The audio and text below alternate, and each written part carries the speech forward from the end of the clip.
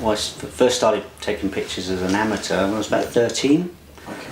And I was at a secondary school called the Mandeville County Secondary School in Aylesbury, which is in Buckinghamshire.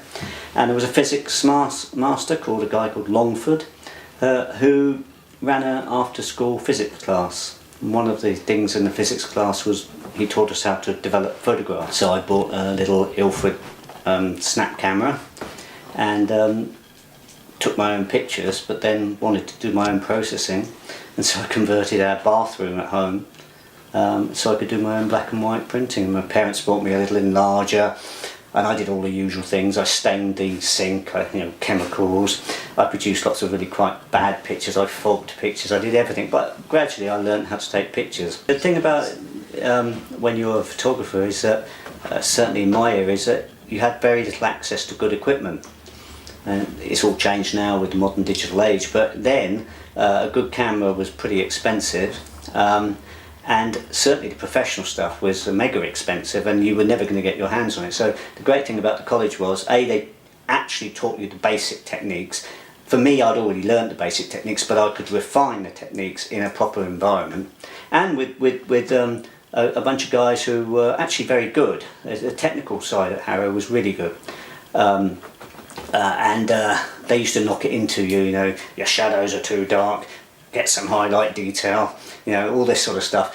Stuff you may not have wanted to do in your own work, but it's like anything in art. You have to learn how to do it correctly before you can go off and do it how you want to do it. I was able to learn how to approach the profession, as you might say, and not just go around with this sort of starry-eyed view of I want to be a photographer. I mean, in the end, people tended to not help me quite as much as they used to, because there is an element of competition in these things, of honour. But yeah, I learnt a lot from them, and it was really pointed me in the direction I wanted to do. A guy called Gerard Mankiewicz, a photographer, he'd photographed the Stones and Beatles, you name it, and he's still around. I don't think he's shooting any bands anymore, but he sells all his archival stuff. And yeah, I started working for him as a freelance assistant. Most of the time was sort of sweeping the studio, tying up cables, but invariably I started doing lighting for actually quite a lot of the shoots. It was hard work physically, because you'd be setting up the studio and clearing up the studio afterwards. But yeah, that's what you do. I mean, it's if you, in rock and roll speak, you pay your dues, So that was my paying my dues, really.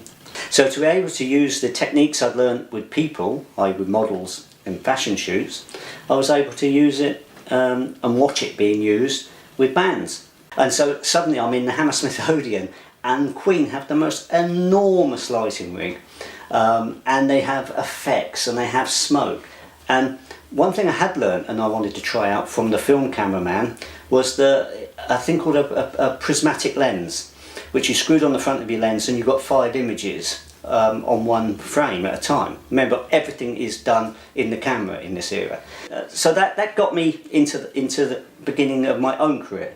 I've just explained, I use this technique of I would go and shoot something, I would work much harder than I actually needed to work for the client, for the magazine. For some unknown reason, people didn't seem to do that, and to me, it seemed a logical thing to do. We're talking about 1974. I was able to actually start working on my own, and he asked me, was I interested in doing something with a new band they've got called The Jam.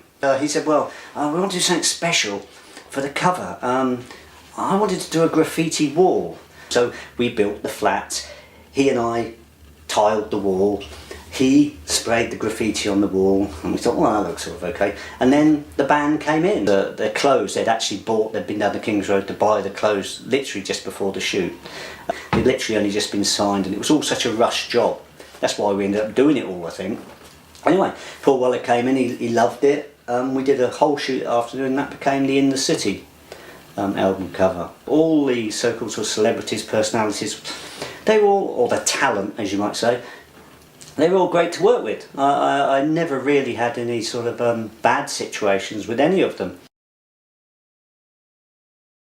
I've been on the road for 40 years, of course, a lot of them. Yeah. Well, the cars came about because I was doing lots of rock and roll, and my family had run a garage, so I was always interested in cars. And in the 70s, there was I started in 76 shooting cars. I'd never shot cars before, ever. Each car is interesting to me, but it's what it can do, where it can go, and it's sort of culture that are part of it as well.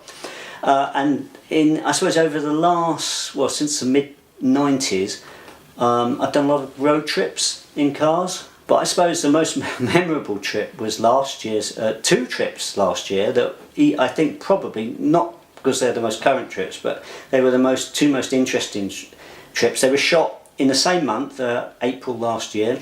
We got pulled over by the police. We had cars jumping over the car. We did the lot. And then when I got to New York, I got on the plane the next day and I flew to New Orleans. And we drove in a 1971 Cadillac Coupe de Ville, which we bought. And we drove up the Blues Trail, up through Clarksdale, Mississippi, and then up into Memphis, Tennessee, and then across to Chicago, following the whole migration route of the blues players. It's your job to produce a special image of the mundane, if that's what they... And that is the difference, really, between an amateur photographer and a professional. I love working one-to-one, if I can. I like to control as much as I can control, because that's what photography is about. The whole thing is I like my career to be varied, to really not know what I'm doing week after week, and everything's interesting now. I mean, I just would hate to be one of these photographers who just goes into the studio every day and just photographs the same sort of stuff. I mean, the sort of quote I get, which is the reason I do it, is I came out of your place heading for my scooter parked outside, and I think a couple of French guys who were on the course maybe last year, he comes up to me and says, oh, I really like the talk, I wish I had your life. And so I walked a few steps, turned back and said, I wish I was your age. So, you know, that's why you do it, really.